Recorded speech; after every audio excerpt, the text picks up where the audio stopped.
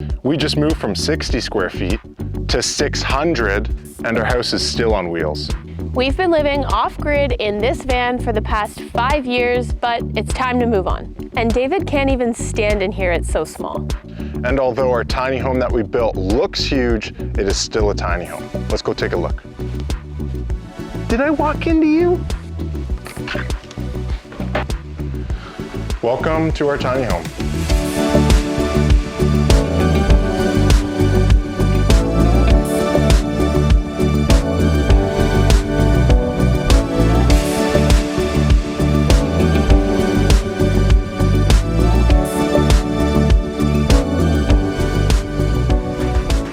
So this is the inside of our house that we started building about a year ago today. And there's something special about it, which is it's a very large house and everything in it is really full sized. So I'm gonna get Logan to show you around. So this is the kitchen of our tiny home. We bought the trailer in 2020 for a really good deal online, secondhand from someone. And then we spent 2 years with it parked. Not really sure when we were gonna start the build, but just knowing it would happen. So I'm gonna show you our kitchen first, and then I'll move along. Up first is this island, which is interesting because not only does it have a lot of storage on it, but it's also on wheels. So we wanted to be able to move it out of the way if we needed to. I sometimes like to turn it towards the TV while I do prep for the week for meals. And then on the back, we're gonna be having a table that flips up, and all of this here, which is now full of our baseboards and building supplies, will be a bench to be able to eat dinner with a table because we've been eating on a couch. As you can tell, this house is very much still in the building stage, but we're living in it as you do when you're doing your own build. No countertops, no running water, but we do have full-sized appliances, which is something that I knew we needed to have because I didn't want to compromise. I've been hand washing our dishes for 5 years, so having a dishwasher is such a luxury, and I can't wait to actually start using it. We have a full-size fridge, not an apartment style fridge, and we are not used to how much room there is inside of a fridge, coming from a van and having a super small fridge to work with. I can actually put my beer in the fridge now. Yeah. There's actually a freezer down here as well, and we have a bunch of deep freezers for food storage on the property elsewhere. This is our Viking stove that we bought secondhand on Facebook Marketplace. Super fancy, and we're so happy to have it. It's a gas top with an electric oven, which works great for me because I'm a sourdough baker and cooking in a propane oven isn't always dependable.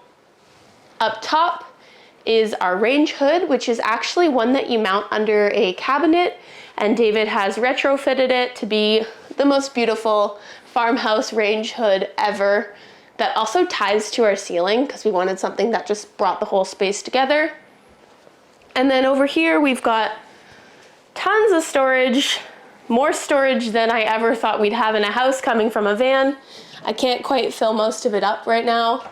And we've got our sink and, you know, all the kitchen stuff that you'd need. Over here is our living room. Under the stairs, we have our couch. We knew we wanted a big couch, and honestly, we are thinking about one day getting a bigger couch because this is kind of small for both of us. But the cool thing is that I can actually sit under the stairs and I'm not worried about hitting my head. There's tons of space here. Sadie's got her little chill spot over there. And eventually we will be adding some sort of cabinets for books and records and all that stuff. TV, and then right here pretty soon we're gonna be adding a wood stove that will go through the house as a backup for where we live in the middle of nowhere. Power goes out quite often.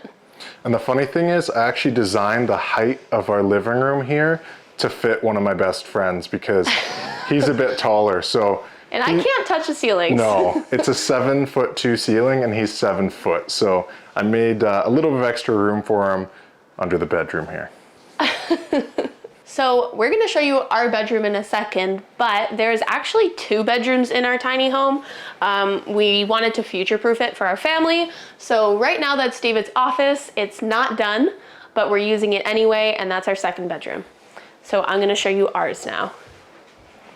So going up the stairs, You might notice that these stairs are quite large. There's a big rise to them. That's okay. We knew that we didn't want to have ladders in our tiny home. Just the thought of waking up disoriented in the middle of the night and going to a crying toddler on a ladder was not a choice for us. So we built stairs instead, and a month in, 2 months in, we're super used to walking up and down them. Maybe they're a little weird for people who are new to it. Yeah, it's about 10-inch rise instead of a 7, but honestly, you get used to it really quick. So up here is our bedroom. There's not much to it. We have our bed up here. We've got our dog's bed up here.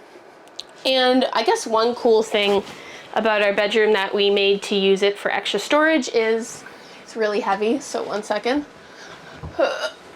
This is our lift up bed, so we have some storage under here as well.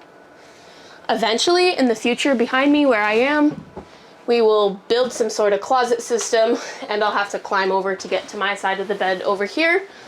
But for now, we are storing all of our clothing in the other loft. Yeah, and as you can see, we're pretty high up compared to down there.